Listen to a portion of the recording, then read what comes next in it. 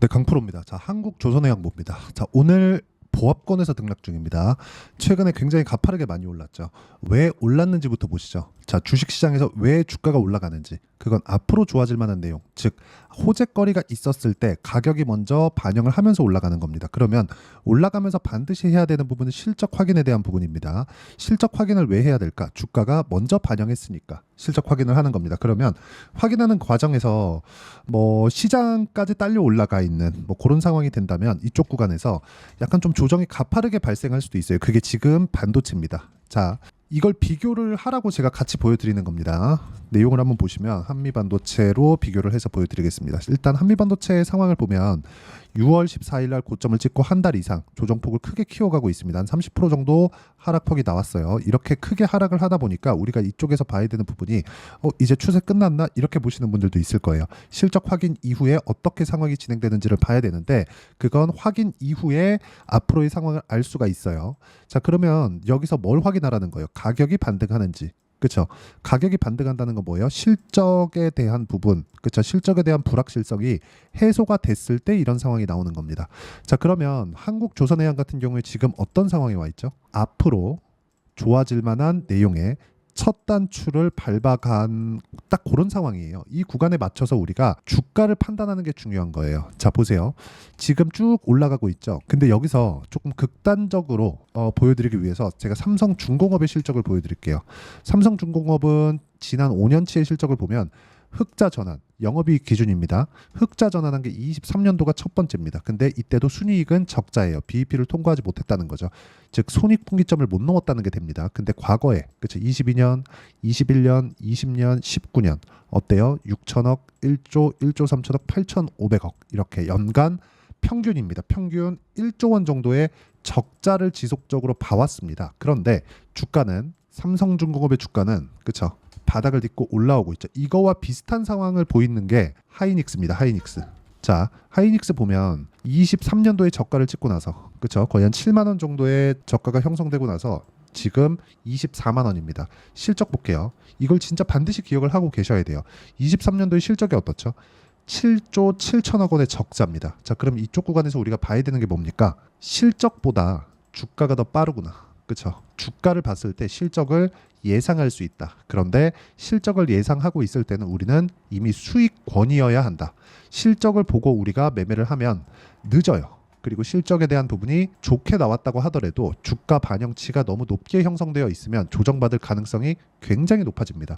이런 부분을 우리가 피해가기 위해서는 가격을 보는 게 맞습니다. 즉 언제 공략해야 된다? 고가 돌파하는 구간에 공략해야 된다. 이쪽 구간에서 잡는 타점을 내가 보유 기간을 가장 줄일 수 있는 구간으로 보시는 게 맞습니다. 즉 고가 돌파, 즉 신고가 구간에 공략을 하라는 거고, 자, 이 신고가 돌파 구간을 어떻게 공략해야 되는지 그 부분에 대해서는 제가 댓글로 신고가라고 남겨주세요. 그럼 제가 신고가 영상을 따로 찍어서 올려드리도록 하겠습니다. 자, 가장 중요한 내용은 이거 딱 한 가지입니다. 주식시장은 미래 가치를 반영하는구나. 이게 조선주에서도 마찬가지고요. 조선주 내에서도 삼성중공업도 마찬가지고요. 그렇죠? 이쪽 구간에서 계속해서 실적이 좋아지지 않았는데도 불구하고 주가 올라가니까 지금 실적 개선세가 탄탄하게 발생하고 있죠. 그리고 무엇보다 24년도에 조선 업황 자체가 긍정적인 내용들이 상당히 많습니다. 무엇보다 친환경 선박 위주로 수주가 들어오고 있는데 요건 정부 정책의 방향 때문에 그렇습니다. 결과적으로는 뭐예요? 탄소 배출을 낮추기 위한 노력 자체가 이제 배까지도 그렇죠? 선박까지도 이어지고 있다는 게 됩니다. 그리고 선박 같은 경우에는 규모가 상당히 크죠. 그렇죠? 규모 자체가 크기 때문에 나라에서도 버릴 수가 없어요. 자, 그 규모라는 건 달러를 한국으로 가지고 들어오는 규모를 말하는 겁니다.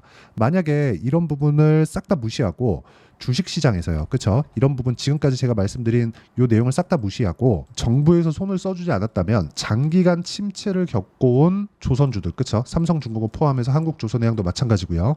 조선주들은 지금 주식시장에서 거래가 되고 있지 않을 겁니다.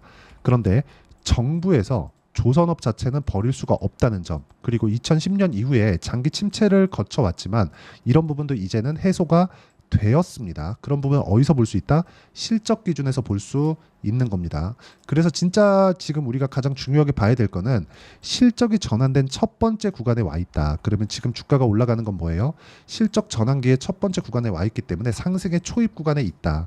이렇게 이해하시는 것이 맞고, 결과적으로는 돌파하는 구간에 공략하는 것만이 주식시장에서 미래 가치를 반영하는 가격, 즉 가격을 잡는 유일한 방법입니다. 자, 그럼 이런 가격을 어떻게 잡는지, 그렇죠? 실전에서 어떻게 제가 적용시키고 있는지 그 부분에 대해서 제가 이야기를 드리면, 자, 태성입니다. 반도체 종목이고요. 올라가는 구간에 공략한 결과 어때요? 50% 정도 수익 구간을 만들어내죠. 자, 그럼 지금 조선주에 대해서 이야기를 드리고 있으니까 삼성중공업 한번 볼게요. 삼성중공업 오늘 시장이 안 좋은데도 불구하고 저는 오늘도 매수를 했고요. 이쪽 구간에서도 매수를 했습니다. 5월 달 정도에도 매매를 한번 했는데 이때는 큰 수익이 그렇게 뭐 발생하거나 그런 건 아닙니다. 자, 그럼 우리가 여기서 하나 봐야 될 게 있죠. 큰 수익이 발생하지 않았다. 그런데 내려가니까 그냥 매도한다. 즉 보유기간에 대한 중요성을 계속해서 강조를 드리고, 보유기간을 낮추기 위해서는, 이게 심리 때문에 그런데 보유기간을 낮추기 위해서는 우리가 가격을 잡는, 그렇죠? 높게 잡아야 된다는 겁니다. 절대로 싸게 잡으면 안 돼요. 자, 그러면 메인 조선주는 아니지만 STX 중공업 한번 보겠습니다. 자, 이것도 마찬가지죠. 조선업에 대한 업황이 좋아지고, 그리고 HD그룹으로 인수된다는 그런 내용과 함께 먼저 반영됐죠. 근데 HD그룹에 인수한다는 내용은 이쪽 구간에서 나왔는데 저는 이미 돌파하는 구간에 공략을 했기 때문에 보유하고 있었고요. 그리고 이쪽 구간에서 수익낸 내용은 36%, 14% 이런 정도의 수익 구간을 만들어 냈습니다. 그리고 이 내용에 대한 부분은 제가 여기 소통방에서 공유를 해드리고 있고요.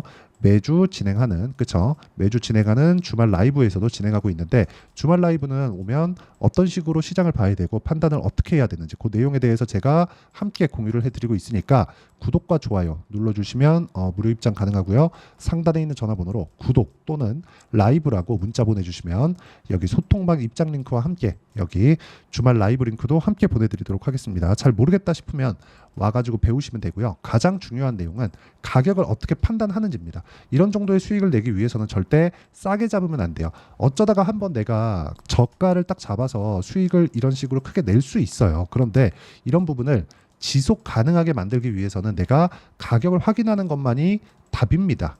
자, 이게 왜 제가 답이라고 말씀드리느냐?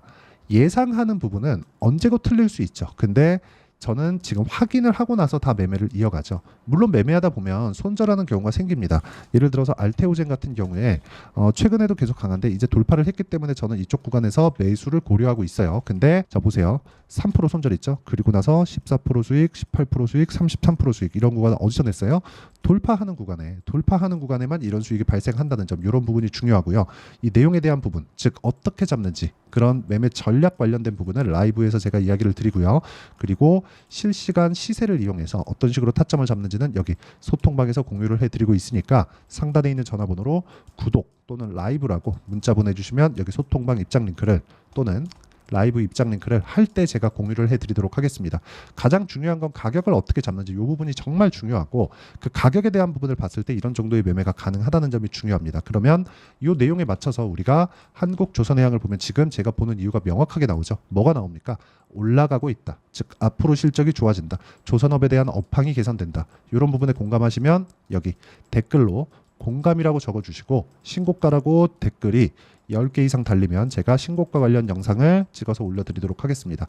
자, 가장 중요한 내용, 가격적인 부분이라는 거 절대 잊지 마시고요. 지금 올라가고 있다는 건 실적이 무조건 좋게 나온다는 거를 주가가 먼저 반영하고 있는 겁니다. 그럼 이쪽 구간에서 우리가 가격 전략을 어떻게 잡아야 되는지를 여기 HD 한국조선해양의 단기 보유 전략 그리고 단기 보유 전략을 이용한 실시간 타점, 한국조선해양의 실시간 타점을 제가 문자로 공유를 해드리도록 할 테니까 상단에 있는 전화번호로 한국조선해양이라고 문자 보내주시면 단기 보유 전략과 실시간 타점을 제가 문자로 공유를 해드리도록 하겠습니다. 자, 24년도가 돼도 여전히 시장은 녹록지 못합니다. 이런 상황이 벌어지는 건 어쩔 수 없습니다. 이런 상황에서도 수익이 나는 종목들의 구조는 변하지 않습니다. 즉 대시세 종목에 대한 구조는 변하지 않는다는 거고, 실제 제가 소통방에서 지속적으로 이야기를 드리고 있는 내용도 대시세 종목이나 시장 주도주를 공략하는 건 철저하게 가격 분석을 하라고 이야기를 드리고, 가격 분석 이후에는 이슈에 대한 파악, 그리고 이슈를 파악하고 나서는 다시 내가 얼마에 매수할지 그 타점에 대한 부분을 지속적으로 언급을 하고 있습니다. 자, 근데 생각해 보세요. 시장이 굉장히 어려웠습니다. 어려운 상황에서의 어떤 종목들이 강했냐 보면 반도체와 그리고 바이오입니다. 자, 실제 여기 보면요.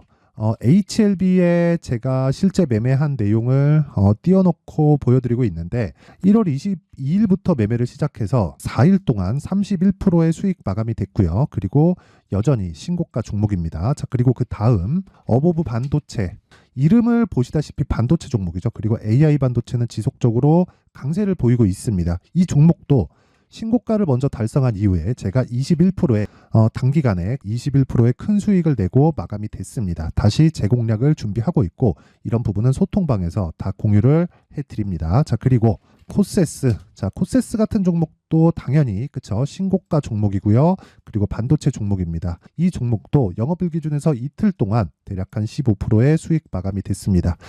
내용을 한번 보시면 어떻습니까? HLB를 포함해서 뭐 30%, 20%, 뭐 15% 이런 식의 수익이 지속적으로 발생하고 있는데 이 세 종목 모두 다 신고가 종목이고 1월 달에 시장이 약세를 보이고 있는 구간에서도 강했었던 그런 종목입니다. 특징점이 하나 있는데 그 이슈에 앞서서 가격이 먼저 반영했다는 거죠. 그렇게 제가 가격을 먼저 보고 이슈에 대해서 파악하는 이유는 결과적으로는 큰 시세를 먹기 위한 사전 준비 작업입니다. 실제로 큰 시세를 먹기 위해서 사전 준비 작업을 했을 때 여기 레인보우 로보틱스 127% 그리고 ISC 98% 그리고 한미반도체 97%의 큰 수익을 내는 상황을 만들 수 있습니다. 어떤 식으로 소통방에서 진행됐는지 그쵸, 그 상황을 제가 이야기를 드린 건데 이런 상황도요 당연히 신고가를 공략했을 때 가능한 겁니다. 자, 그러면 이번에도 마찬가지입니다. 그쵸, 정부 주도의 코리아 디스카운트 해소 방안이 2월 달에 발표를 하고요. 그리고 2월 달에 발표된 내용을 토대로 주가가 움직이는 게 아니라 이미 움직인 내용이 있죠. 실제 이 내용은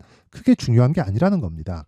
실제 움직인 내용을 보면 자, 기아차입니다. 실제로 12월 달에 신고가를 만들어 놓고 정부에서 입김을 불어 넣으니까 순식간에 기아차를 포함해서 현대차 같은 거대 기업들의 주가가 2주도 채 되지 않아서 40% 정도의 큰 시세를 냅니다. 자, 그러면 우리는 어떤 종목을 봐야 될까요? 이슈를 파악해야 되는 것도 맞지만 철저하게 가격에 맞춰서 매매를 해야 되는 게 당연히 중요합니다. 정부가 주도하는 정책 방향이 있겠죠. 그 방향에 맞춰서 우리가 종목을 찾을 필요가 있다. 자, 그러면 답이 나왔습니다. 정부가 주도하는 방향에 맞춰서 제2의 기아차를 찾는 게 지금은 중요하다. 근데 정부 정책의 방향에 맞게 가자.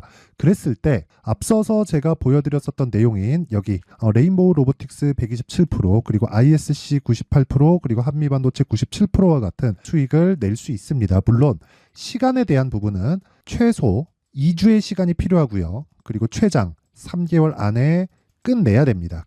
자, 기아차의 시세를 보셨던 것과 같이 2월 달에 정부 정책의 방향이 결정되고요. 바로 3월 달이면 시행입니다. 자, 그러면 우리는 거기에 맞춰서 당연히 종목을 찾아야 되고 제가 제2의 기아차를 찾아놨습니다. 제가 아까 전에 소통방에서 이야기를 드렸었던 내용 다 공개를 해드렸는데 그 내용처럼 종목만 받고 싶다 하시는 분들은요. 상단에 있는 제 전화번호로 대시세, 자, 대시세라고 문자를 보내주시면 정부 정책의 방향에 맞는 종목을 모든 분들에게 무료로 공개를 해드리도록 하겠습니다. 자, 제가 원하는 건 채널 성장이 목적입니다. 자, 그래서 구독과 좋아요 꼭 좀 부탁드리고요. 모든 분들이 정부 정책에 맞는 방향으로 매매를 이어가서 큰 수익 보셨으면 좋겠습니다.